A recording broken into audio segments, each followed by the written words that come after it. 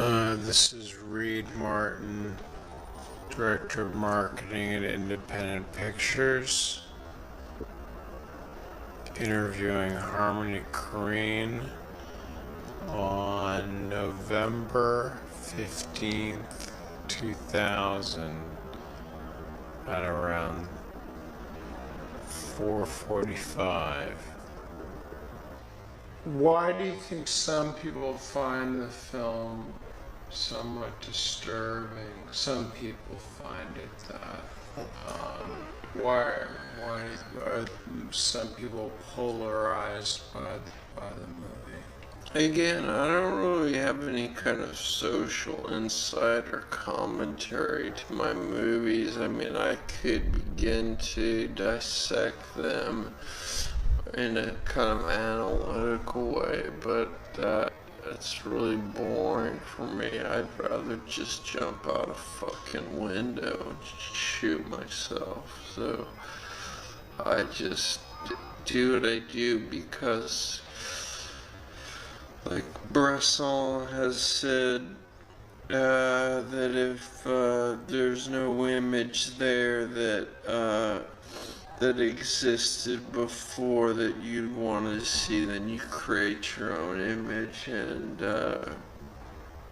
it's kind of a self-fulfilling prophecy of sorts. I don't. To me, there wasn't those images, so I made them. That's the only reason. If they had existed, I would have quit or not made the movie. And how long, casting is something that seems like it's really an important aspect. How long did it take you to put the elements of Gummo together in terms of finding just the people who are going to represent what you wanted to see on the screen? Jesus, I don't see any longer than 35 minutes.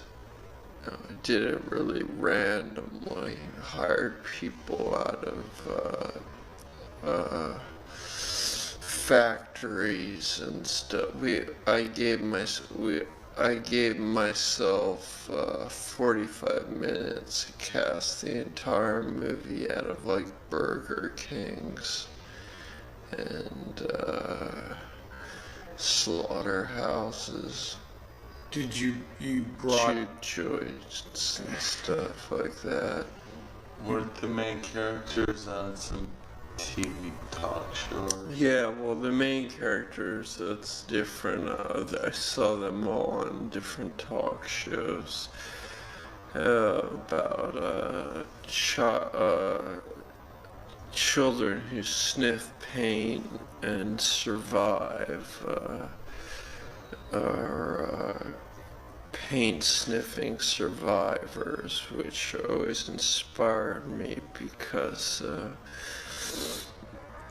I mourn a lot of the pain sniffers who don't survive. So the ones who do, I think, have an extra good constitution. I'd like to work with those people. And that the image of the bunny character coming in, it's really stark and really grabs you. Where did that, especially the ears, I noticed, where did that first come to you, that image? I don't know, I just, it's hard for me to explain where I get the actual images from. I just wanted to see a boy with rabbit ears, but he took on certain aspects of a rabbit, but at the same time he was a boy. And I just needed a boy that was a rabbit to fulfill what it was I was trying to say. All the characters in my movie are beautiful, even the ones that I find disgusting, and I don't see any one person as being any one way. And I don't think things are as easy and as simple as they are said or shown to be in most films. So, for me, it wasn't hard or it wasn't complex, showing the complexity of these characters, of a girl with Down syndrome, showing her beauty, because her beauty is obvious and transcendent to me, and the idea of exploitation means absolutely nothing to me, because I show what I want to see, and I don't exploit people. I don't make people do things that they don't want to. But also, it's not an argument that I care to fight or to defend. One of the things that really struck me is the Daisy classic BB gun is such an icon of my youth. I met a kid the first time I ever thought about suicide was this kid who tried to overdose on 4 Advil. And I gave him, for 50 cents, I bought his BB gun, and I shot myself in the temple with it 12 times, and I got a terrible infection. That's really what for me it represents is an infection. Was there any kind of magic on the day that you remember, or something really just like struck you and you thought, oh, that's great. We got like maybe the one guy destroying the chair, and after he loses. Yeah, that would all be the last day of filming. Was the most intense, where he filmed, like, believe it or not, on the very last day he filmed like 2/3 of the film, because I'd waited for rain and prayed for rain, and that was a day, and that was the day like the guy fought the chair, and I did my scene with the dwarf, and the whole ending with the rabbit running into the camera while it was raining, with the Roy Orbison music, and the girls kissing the rabbit in the swimming pool, and the bowling alley scene. That was all done in a single day. And after it was done, I pulled my pants down and threw my sister through a plate glass window and vomited in a yellow bucket, and woke up a few days later and the film had been finished, and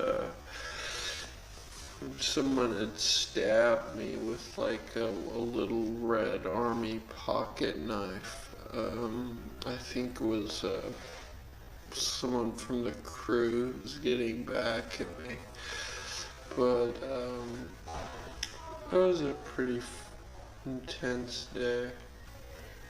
Did you just let the camera roll at some points to see what kind of magic definitely. you would get? Most of the time, almost all the time, I just let the camera roll.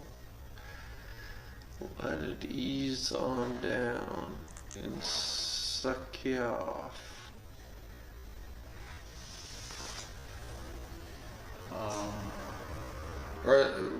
people behind the camera? Was there anyone that you specifically wanted to have? Well, Jean-Yves Escoffier, the cinematographer, was very much my partner in this movie, creatively, visually.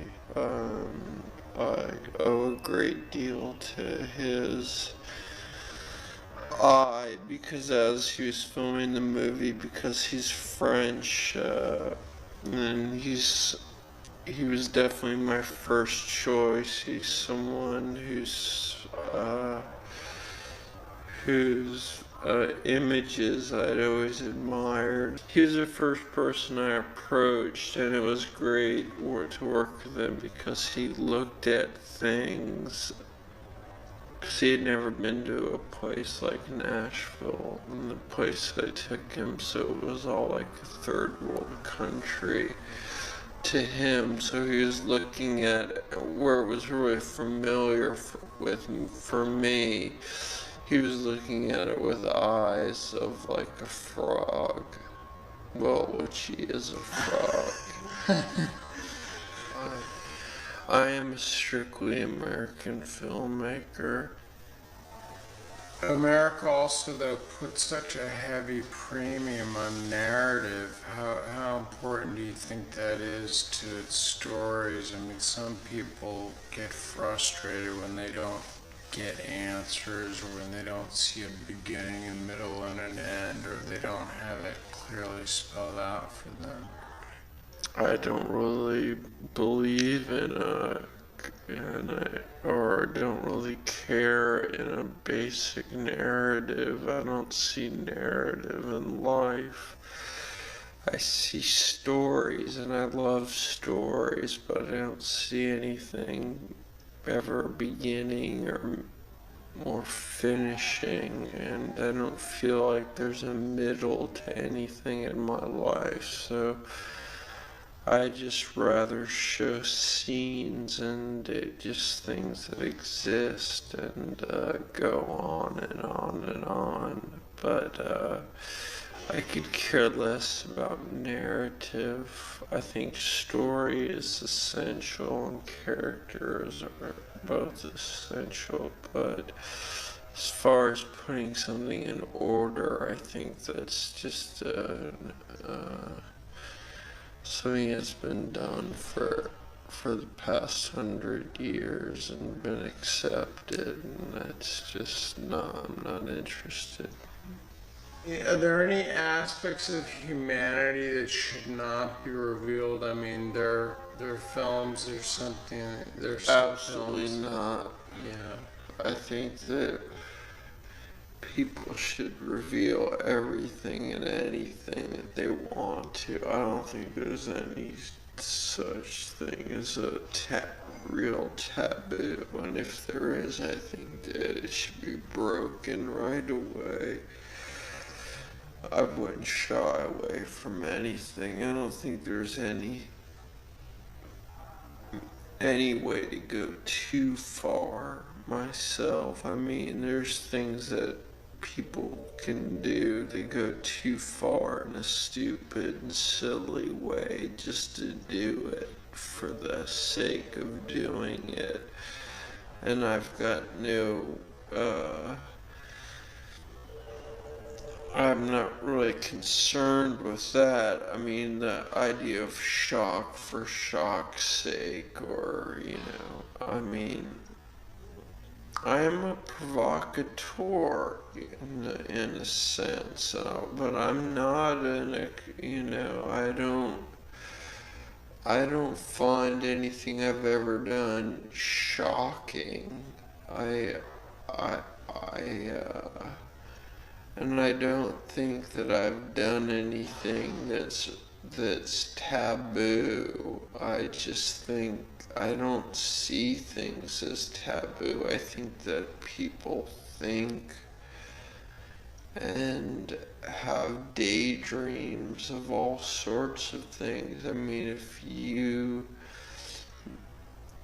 if the idea of making love to a 12-year-old girl passes through your mind, does that make you a bad person? Because we all have these thoughts, it's just that we don't necessarily act upon them. So, I don't know. That's pretty much, I said too much already.